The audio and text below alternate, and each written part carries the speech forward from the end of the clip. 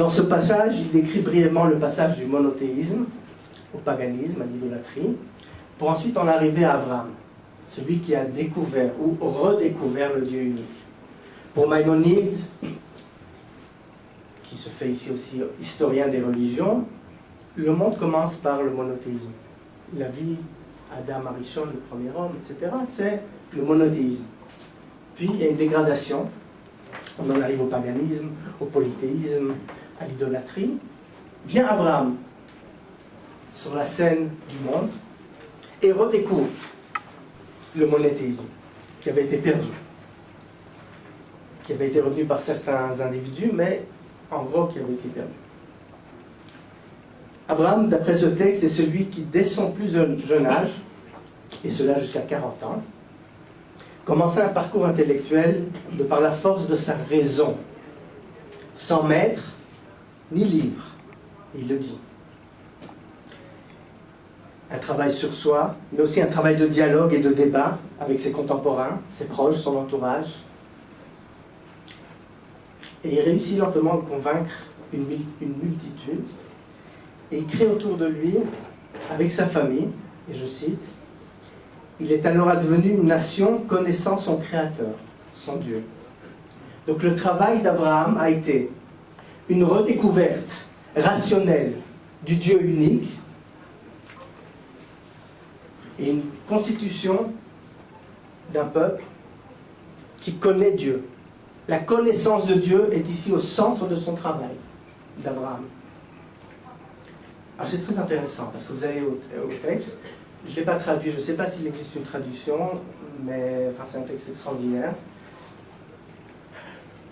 Il ne parle pas du fameux verset, que je trouve une des plus belles paroles de la Torah, le Lech Lecha, va vers toi, dépendant des traductions, des interprétations, mais Lech Lecha, que Dieu adresse à Abraham, il ne cite pas ce verset. Ça veut dire quoi, il ne cite pas ce verset? Évidemment, bon, c'est pas très grave, on va dire. Non, il ne cite pas ce verset. Donc il n'introduit pas la révélation de Dieu à Abraham dans la recherche intellectuelle et religieuse d'Abraham. Il l'a mis de côté. Je ne sais pas, moi, après 120 ans, quand j'arriverai au ciel, c'est une des questions que je poserai à Maïmonide. Comment il a fait? Qu'est-ce qu'il a fait? Pourquoi? Donc c'est pas dans le texte. Il parle d'Abraham, il ne parle même pas de Lech Lecha, il ne parle même pas de cette révélation. Non, Abraham, c'est le philosophe qui, par la force de sa raison, est arrivé à la connaissance de Dieu, qui, par la force de sa conviction et de ses débats incessants, est arrivé à convaincre une multitude de devenir cette nation connaissant Dieu. Et quand on parle de connaissance, on parle de transmission. Voilà, donc on commence la transmission de cette idée. Et une transmission, évidemment, elle est universelle. Une idée est universelle, elle n'est pas juive, elle n'est pas israélite, elle n'est pas hébraïque. Une idée se transmet, et elle se transmet à tout être doté de raison. Il y a bien... encore une chose qu'il a omis, qu'il n'a pas décidé de ne pas mettre dans le texte. Connaissance et non acte. La notion de mitzvah, de commandement, n'apparaît pas. Alors, il y a une discussion parmi nos sages et nos interprètes. Est-ce qu'Abraham accomplissait les mitzvot? Justement, dans la paracha de cette semaine, il y a le passouk qui fait allusion au fait qu'Abraham accomplissait les mitzvot, mais c'est pas du tout évident. D'abord, on n'a pas de témoignage dans la Torah qu'Abraham pratiquait le Shabbat ou mangeait kasher, au contraire même. Donc, les sages, Chazal, les Chachamim, évidemment, ils ne peuvent pas s'imaginer qu'on puisse connaître Dieu et ne pas arriver aussi à la notion de mitzvah et de commandement. Donc, ils lui ont fait accomplir les mitzvot. Mais Maïmonide, ça ne l'intéresse pas. Abraham, ce n'est pas l'homme des mitzvot. Évidemment, il y a de la bonté, du chesed dans Abraham. Ça, le texte en témoigne. Mais Abraham, c'est celui de la connaissance de Dieu, pas celui de l'accomplissement des mitzvot. Donc il a omis deux choses essentielles pour le judaïsme, la révélation et la mitzvah. Il y a bien évidemment une suite à tout cela. Alors cette nation qui connaît Dieu échoue. L'enseignement s'oublie en Égypte. Pas tout à fait, car il reste intact chez la tribu des Lévis, chez les Lévim. Et, dit Maïmonide, par amour de cette nation, Dieu nous envoie son prophète Moshe, qui nous sort d'Égypte, et nous donne la Torah et ses mitzvot, pour faire en sorte que la connaissance de Dieu devienne une manière d'être et de faire, et pas seulement une connaissance. Donc les mitzvot, dans ce texte chez Maïmonide, sont ce rappel éternel qui éduque la nation par des actes quotidiens, sauvegardant cette connaissance de Dieu. La connaissance pure a échoué. La connaissance pure ne peut pas se maintenir sans le soutien d'actes quotidiens. Alors, peuple élu, peuple élite, sûr de lui et dominateur, non. Peuple qui porte une responsabilité, non pas à cause de sa supériorité ou de son essence divine, mais plutôt pour le maintien d'un enseignement. Voilà un texte qui réinterprète et qui nous rappelle le sens de notre élection. Élection qui a débuté par Abraham, qui a par la force de sa raison retrouvé Dieu, qui a choisi Dieu, qui a choisi le monothéisme, qui est arrivé par la force de sa raison. Donc contre l'idolâtrie de ce peuple élu, ce peuple choisi, Maïmonide nous offre un texte fondateur, fondamental. Et il m'arrive, quand on me demande si je vais enseigner quelque chose, je prends ce texte. La semaine dernière, j'ai enseigné ce texte à Nesamim. Nesamim, c'est un moshav en Israël où des chrétiens ont fondé un moshav après la Shoah. Ils voulaient réparer un peu en s'identifiant à Israël. Donc ils ont créé ce moshav Nesamim et j'ai enseigné ce texte là-bas et c'est extraordinaire. C'est un texte que je prends avec moi et que je trouve qui mérite d'être lu, étudié, car il est révolutionnaire et il parle de nous, il parle du sens de la Torah et remet un peu en place le monothéisme par rapport au mitzvot et le sens des mitzvot. Donc ça, j'ai nommé contre l'idolâtrie du peuple élu. Et entre parenthèses, je dois quand même dire que avec tout ce que je cite aujourd'hui, ce que je dis, vous aurez trois rabbins qui vous rapporteraient exactement l'opposé de ce que je dis. Donc il faut le savoir aussi. Hein. Je ne suis pas porte-parole d'un judaïsme authentique. Je suis tout simplement quelqu'un qui rapporte des lectures, des rencontres, des rencontres intellectuelles, et que je crois qui peuvent certainement remplir l'identité juive de sens et de rationalité. Troisième étape, contre l'idolâtrie de la loi. Alors j'aimerais partager avec vous un passage assez court du Meshech Chochma. Le Meshech Chochma, c'est le rabbin Meir Simcha de Dvinsk, 1843-1826. Ce n'est pas, contrairement à certaines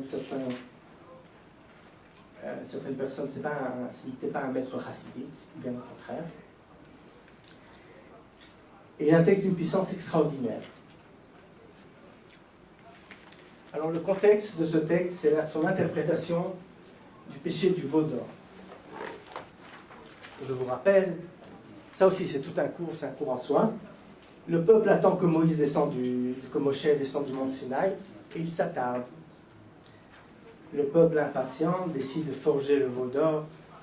Quand Moshe redescend, il brise les tables de la loi, événement dramatique et inattendu. Et la question évidemment se pose, s'agit-il d'une pulsion incontrôlée, d'une colère ou d'un acte portant signification éternelle? Évidemment, on va aller vers la deuxième solution. Le Meshech Chochma en tout cas le fait. Je vais vous citer, c'est ma traduction, donc elle est très mauvaise. Je vous donnerai le texte original si vous voulez, vous pouvez traduire et voir si effectivement j'ai l'idée que je présente ici, effectivement fidèle à l'original. Il dit la chose suivante. Le peuple recherchait un moyen de matérialiser ses croyances et de lui inférer un pouvoir divin. Et c'est pour cela que Moshe se fâcha. Et il dit, croyez-vous que je possède une sainteté ou que quelque chose dans ce monde est de la sainteté? Moi aussi je suis un homme comme vous. Et la Torah ne dépend pas de moi. Et même si je n'étais pas revenu, la Torah serait restée intacte. La vérité serait restée intacte. Ce n'est pas moi. Et n'allez pas vous imaginer, dit le Meshech Chochma, que le temple, le Beth Amikdash, ou le Mishkan, est une sainteté intrinsèque. C'est le Saint béni soit-il qui réside dans son peuple, qui confère de la sainteté. Et quand son peuple se comporte à l'encontre de la Torah, il retire sa présence. Et la sainteté n'y réside plus. De la même manière, les tables de la loi, l'écriture de Dieu, n'ont aucune sainteté, si ce n'est pour vous. Ils n'ont aucune sainteté en soi. Leur sainteté réside dans leur accomplissement. Si Moshe leur avait donné les tables de la loi, eh bien, il les aurait substituées au veau d'or. Et leur erreur aurait subsisté. Même les tables de la loi, écriture de Dieu, auraient pu se transformer en ce moment-là en idolâtrie. En les brisant, Moshe leur a démontré qu'ils n'ont pas encore atteint la croyance vraie et pure en Dieu et sa Torah. Fin de citation. Un texte d'une puissance, pour moi, d'une puissance extraordinaire, qui parle de l'idolâtrie comme un état d'esprit, comme une manière de voir le monde, et que même la Torah, quand elle est approchée de la manière dont le peuple juif a approché la sainteté, Moshe et Dieu, peut se transformer en idolâtrie. Et cette brisure des tables de la loi est donc un enseignement. L'enseignement de la vérité par excellence. Et ce n'est pas seulement le Meshech Chochma qui le dit. Je vais appuyer ça par quelque chose qui fait partie de tous les livres, de tous les Chumashim avec Rashi. L'interprétation que Rashi donne au dernier verset de la Torah. D'habitude, je m'amuse à demander, est-ce que vous connaissez le dernier verset de la Torah? Car le premier verset, tout le monde connaît. Mais le dernier, c'est plus compliqué. Je ne vais pas vous poser la question. Le passouk dit, la main puissante et le pouvoir redoutable que Moshe avait déployé aux yeux de tout Israël, l'aîné Kol Israël. Donc la Torah se termine par les aînés Kol Israël, aux yeux de tout le peuple. Moshe a fait des choses aux yeux de tout le peuple qui sont extraordinaires. Une main puissante et redoutable. Évidemment, la question se pose, bon, Moshe, il a fait énormément de choses. À quoi se réfère ce verset? Vous l'aurez deviné. S'appuyant sur le Midrash, Rashi, le grand commentateur, explique que l'acte spécifique de Moshe, auquel ces mots renvoient, est celui d'avoir brisé les tables de la loi.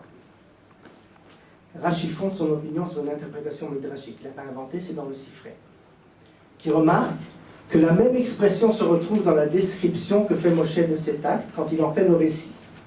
C'est-à-dire quand il y a le récit de la brisure des tables de la loi, en parlant à la première personne, Moshe dit « J'ai saisi les deux tables et mes mains les ont jetées et je les ai fracassées à vos yeux. » Imaginez-vous ça, le dernier verset de la Torah. Qu'est-ce qu'il vient de dire? Il y a eu brisure de la loi. Et cette brisure de la loi doit rester dans notre esprit. En terminant la Torah, on n'a jamais terminé la Torah. Et la Torah comporte toujours, c'est pas la Torah, mais il y a toujours ce danger de l'idolâtrie de la loi. Alors c'est un rappel. Cette chose extraordinaire que Moshe a fait et qui est relatée dans les versets de la Torah, c'est la brisure de ces lois. Donc, il est évident que ça doit être étudié, qu'on doit l'intégrer dans notre vie, dans notre recherche spirituelle. En tout cas pour moi. Et je trouvais ça extraordinaire. Et je crois que la réponse Et l'enseignement vient du Meshech Chochma, du Rabbi Simcha Miglitz. Donc la loi comme possibilité d'idolâtrie. Et donc le fait qu'on doit être vigilant. Donc vigilant par rapport à soi, à son identité, la remise en question, c'est le premier passage qu'on a vu, cette remise en question perpétuelle. Vigilance par rapport à ceux qui utilisent la notion du peuple élu, non pas comme peuple choisi, mais comme peuple supérieur. Aussi faire attention, car l'élection, d'après Maïmonide, du peuple juif, vient après un échec. Et donc il faut être vigilant. Les mitzvot ne sont pas donnés par supériorité, mais au contraire, parce qu'il y a eu échec. Et puis, troisième moment, même quand le peuple juif a la Torah, il y a toujours ce danger d'idolâtrie. Et cette brisure de loi doit nous accompagner. Voilà, ça c'est trois passages, trois moments, je crois, qui peuvent être utilisés comme antidote à l'intégrisme. Et je vais terminer ma conférence par une citation, je suis désolé. Je cite parce que ça, ce sont les rencontres que je fais dans les livres et que je vous invite aussi à faire, par André Neher, qui a écrit un texte, L'homme juif, et qui est aussi extraordinaire. Alors je vais me permettre de nouveau de citer. L'homme juif est d'abord l'homme hébreu. Et l'homme juif, lorsqu'il est hébreu, est l'homme des origines. Origine de quoi? Origine de ce que nous sommes tous. Origine de notre civilisation occidentale. Origine aussi de la civilisation de l'Orient, du judaïsme, du christianisme, de l'islam, de l'humanisme, du marxisme. Origine de cette vaste culture que nous désignons par le thème général de culture biblique. Je sais. L'histoire commence, il est vrai, à Sumer. Mais avec cet homme qui vivait à Sumer, qui était hébreu, qui s'appelait Abraham. Et dont le premier acte humain était de rompre avec Sumer, de rejeter la civilisation sumérienne, de protester contre les tours de Babel. Il y avait beaucoup de divinités à Sumer. Abraham l'hébreu avait la nostalgie du Dieu unique. Il y avait un peu de justice dans les lois de Sumer. Abraham voulait toute la justice. Il y avait beaucoup de réussite matérielle, technique, économique dans la civilisation de Sumer. Abraham aspirait à l'éthique, à la prière. L'homme hébreu est l'homme abrahamite. L'homme juif, lorsqu'il se ressent hébreu, accepte de revivre la décision d'Abraham et de la répéter. Il accepte de s'arracher à l'établi, de protester contre les idoles, contre l'injustice. L'homme juif, mais aussi l'homme chrétien, l'homme musulman, l'homme marxiste, l'homme humaniste. Tous ceux qui se sentent frères en Abraham, lorsqu'un pape déclare que nous sommes tous spirituellement des sémites, il veut dire en réalité que nous sommes tous spirituellement des hébreux. Mais alors, quel est le sens personnel, particulier de l'hébraïsme du juif? C'est d'accepter la condition de l'hébreu dans sa signification étymologique. Hébreu, ivri, implique une expérience de passage. Abraham a passé. Il a passé d'un monde à l'autre, d'une rive à l'autre. Le juif est le passeur. C'est sur la barque de chaque juif, répétant le geste d'Abraham, que les hommes passent à l'autre rive de l'humanité. L'homme juif, en tant qu'hébreu, est le passeur, qui dans l'histoire a fait passer le paganisme antique au christianisme, le paganisme oriental à l'islam, les néopaganismes aux humanismes. Il fera passer tous les paganismes actuels encore à l'humanisme messianique. L'homme juif est le passeur, allant d'une rive à l'autre et par là même, comme l'était Abraham l'hébreu, l'homme juif en tant qu'hébreu est en exil. Un exil permanent, un exil nécessaire pour jouer ce rôle de missionnaire. L'exil est une mission que porte le juif partout, où un passage est à opérer. Et ainsi, la condition hébraïque insère le juif dans une sorte de vertige universel. Extraordinaire, le vertige universel. Dans cette belle et grande vocation qui fait de lui le frère d'action de tous les hommes. Voilà pour André Neher. Je ne crois pas que je dois rajouter à ces belles paroles, mais il y a des concepts ici extraordinaires, le vertige universel, le passeur. Ce qui est important ici, dans ce que je crois que je vous ai montré, c'est les mouvements. Il y a du mouvement, il y a la brisure, il y a la transmission, l'enseignement, il y a la remise en question. La quête d'identité juive ne peut qu'être en mouvement, elle ne peut pas stagner. Voilà l'idée principale, je crois, qui se lit dans ces textes. Il y a d'autres textes, d'autres penseurs, d'autres manières de voir les choses. Mais ce fil conducteur-là, On peut le retrouver dans l'histoire de la philosophie juive, de la pensée juive. Et ce n'est pas seulement la pensée ou la philosophie juive, je crois que c'est un cheminement personnel. Bien sûr que je vous invite à faire, mais bon, c'est pas mal de le dire, mais je vous ai présenté un peu la manière dont moi j'ai vécu tout ça, et je continue de vivre ce cheminement et cette idée d'un judaïsme qui fait passer, qui est en mouvement, qui se remet en question. Merci. Je vais prendre des questions.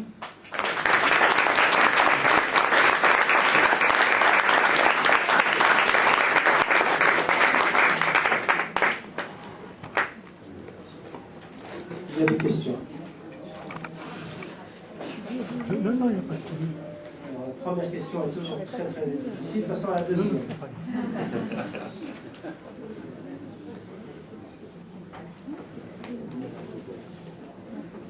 J'espère que vous aurez un questionnement personnel et je vous souhaite une très très bonne journée.